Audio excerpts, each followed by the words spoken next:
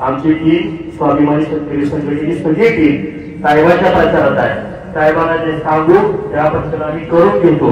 तुमच्या इथल्या पंचतारांकित MIDCचा किंवा जोर जमिनी बळकावण्याचा प्रकार आहे तो राजशक्तीच्या आम्ही कानावर पद्धतीच्या समोर देतो। राजशक्तीने समृद्धी महामार्गाला शेतकऱ्यांच्या जमिनी बळकावल्यानंतर तिथं आंदोलन उभं केलं। शेतकऱ्यांना कमीत कमी 40 ते 45 लाख रुपये मिळवून दिले समृद्धी महामार्गाला। तसाच नवा रस्ता शक्तीपीठ महामार्ग सुरू झालं गाडगे साहेब आणि तो शक्तीपीठ महामार्गामध्ये शेतकऱ्यांची जमिनी बळकावण्याचा प्रयत्न झाला। तो शक्तीपीठ महामार्ग हरून काढला आणि तो रद्द करायला लावली आणि शेतकऱ्यांना रिलीफ दिला।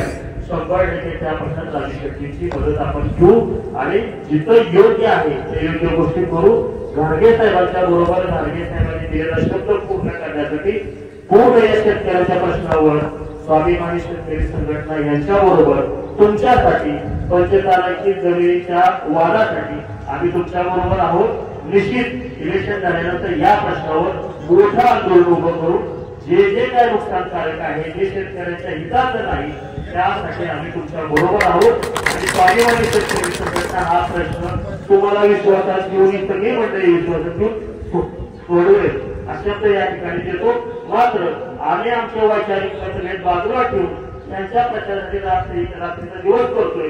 तुम्ही सुद्धा सगळे मतभेद बाजूला ठेवा।